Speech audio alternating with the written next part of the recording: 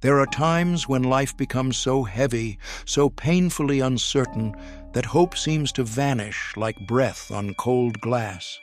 The heart grows tired, the soul grows silent, and even prayer feels like an echo lost in the dark. Padre Pio understood this deeply. He wasn't just a saint who worked miracles and bore the wounds of Christ.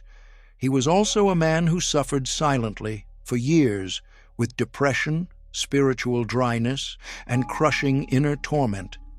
He once wrote, "There are moments when I feel abandoned even by God, but still I cling." And it's from that place of raw honesty that he left behind one of the most powerful messages for anyone who has ever lost hope in life. Padre Pio taught that the absence of hope is the devil's greatest weapon, because once a soul believes there is no way forward, it stops praying, it stops fighting, it begins to decay from within. He warned that despair is more dangerous than sin, because sin can be confessed, but despair tries to convince the soul that even God can't help. And yet, he also revealed a divine truth, that the very moment you feel most hopeless, most alone, most buried, is often the exact moment heaven is closest. Why? Because grace always hides itself in the shadows, waiting for the soul to cry out, even with the weakest whisper, "God, help me."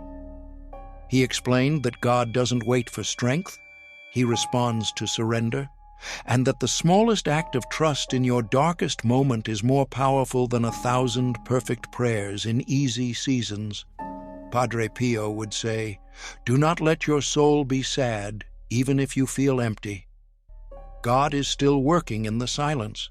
For those who felt like life had no meaning, he urged them to stop trying to figure everything out and simply rest their head on the chest of Christ, like a child who doesn't understand the storm but trusts the arms holding them. Because to hope again, even after collapse, is not weakness. It is spiritual courage. And to those who have thought of ending their life, who feel like the pain will never end, Padre Pio offered no shallow comfort.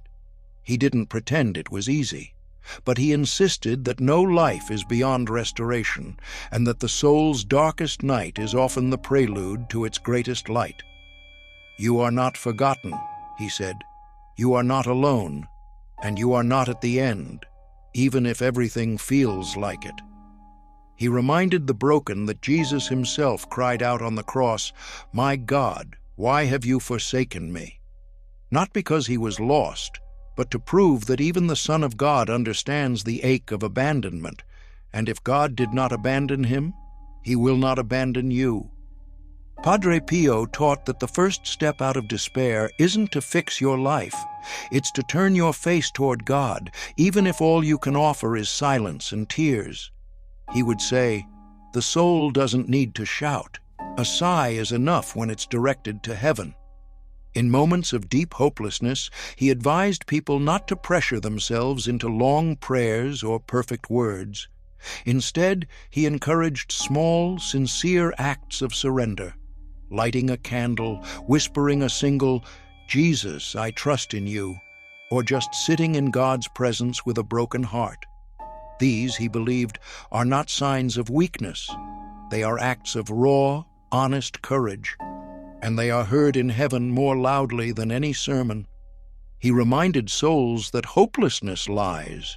It whispers that no one sees you, that God is distant, that nothing will ever change. Padre Pio knew those lies well because he heard them too. For years, he was haunted by what he called the dark night of the soul, where even prayer felt like speaking into a void. But he clung to one truth. God is closer to you in suffering than in joy, because when you suffer, he suffers with you. He urged those drowning in sadness to anchor their soul to Christ's wounds, especially the Sacred Heart and the crucifix. He would say, "When you feel hopeless, press your lips to the cross. It will speak to your soul without words." Padre Pio also gave practical guidance. He urged people to stay close to the sacraments, especially confession and the Eucharist, even when they felt nothing. He said that when your soul is on fire with joy, the sacraments are nourishment. But when your soul is frozen with despair, the sacraments are life support. Even if you don't feel anything during Mass or after receiving communion, go, receive, sit in silence.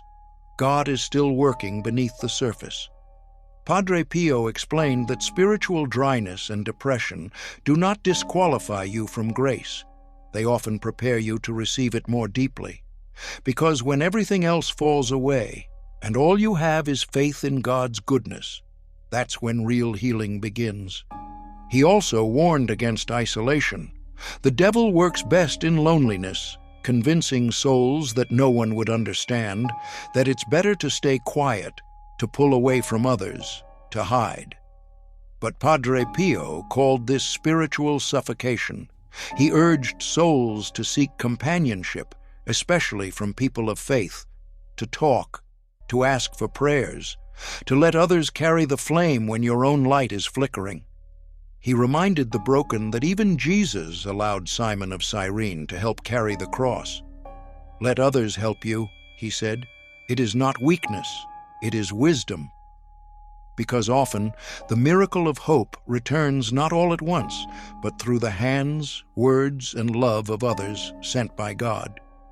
Padre Pio believed that one of the greatest lies the enemy plants in the heart of a suffering soul is this: your life no longer has meaning. But for Padre Pio, every breath, every tear, every hidden act of endurance held eternal value. He taught that when you are in the depths of despair, your suffering is not wasted. It becomes a mysterious currency of grace.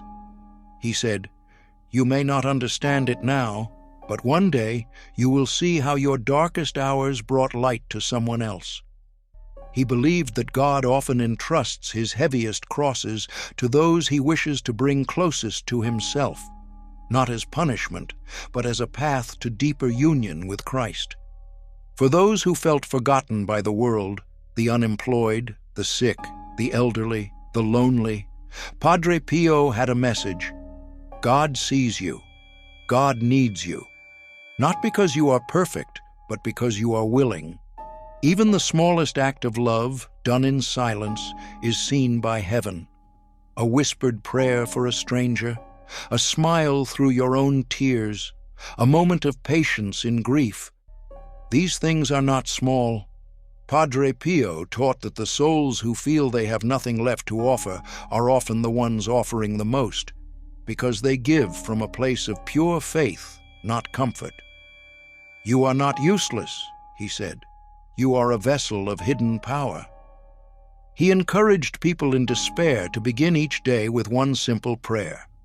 Lord, I offer you this brokenness. Do something with it. He said you don't have to fix yourself before God can use you. You don't need a perfect mind, perfect body, or perfect peace. All you need is a small act of surrender, repeated daily. Over time, this becomes the crack where light enters. Padre Pio often told people to bless their pain, not because it feels good, but because it opens the door to supernatural grace. Your suffering has purpose, he said, and your life still has mission. And to those who feel their past disqualifies them from hope, Padre Pio was clear. No sin is greater than God's mercy. He saw into souls. He knew what they carried. He heard the confessions of murderers, adulterers, atheists, and addicts. And yet he never turned anyone away, because he knew the truth, that the person who crawls to God in shame is already a step ahead of the proud who stand tall in denial. There is no pit so deep, he said, that God's hand cannot reach deeper. To the soul that lost all hope because of guilt, his message was fire. You are not what you did. You are what grace can still do through you. Padre Pio's final word to those who lost hope was not wrapped in theology or poetry. It was raw, simple, and direct. Don't give up. He begged souls, especially the ones who felt like letting go, to hold on just one more day, even if that day looked exactly like the last. Because, he said, God often acts in the silence between the storms. He taught that breakthroughs are not always loud. Sometimes the miracle is quiet. The fact that you're still breathing, still praying, still listening, even when everything in you wants to quit. That's grace. That's proof God is not done with you. He urged the weary to look at the cross, not just as a symbol of pain, but as the greatest act of love the world has ever seen. He reminded us that Christ didn't rise on Friday. He died, he was buried, and there was silence. But on the third day, when no one expected it, life exploded from the tomb. Padre Pio taught that every soul has a Holy Saturday, a season of stillness, of waiting, of confusion. But if you stay close to the cross, Easter will come. Your resurrection will come, he said, if only you cling to the one who passed through death and came out alive. He especially pleaded with the young who feel like their lives are already ruined by bad choices, broken families, betrayal, addiction, depression. Padre Pio said, "You are not too far gone. You are not too late. Your story can still begin again." He reminded them that many saints were once great sinners. Many of the strongest souls were once shattered, that God often chooses the broken to carry his greatest light, not because they're perfect, but because they know they're not, and that humility makes space for transformation. Padre Pio believed that the soul most desperate for hope is the one most ready for a miracle. So if you are reading this and feel like your life doesn't matter anymore, if you're tired of trying, if you've lost your will to hope, hear this. God is not finished with you. He's not disappointed in you. He's waiting for you. Cry if you must. Rest if you need. But don't give up. Get up. Whisper his name. Say the words, "Jesus, I trust in you," even if you don't feel them yet. That's how hope begins, not with fireworks, but with faith in the dark. And remember Padre Pio's words, pray, hope, and don't worry. Worry is useless. God is merciful and will hear your prayer. Hope is not a feeling. It's a choice, a stubborn, sacred, defiant choice to believe, even when everything tells you not to, that God is still good, and he is not done writing your story.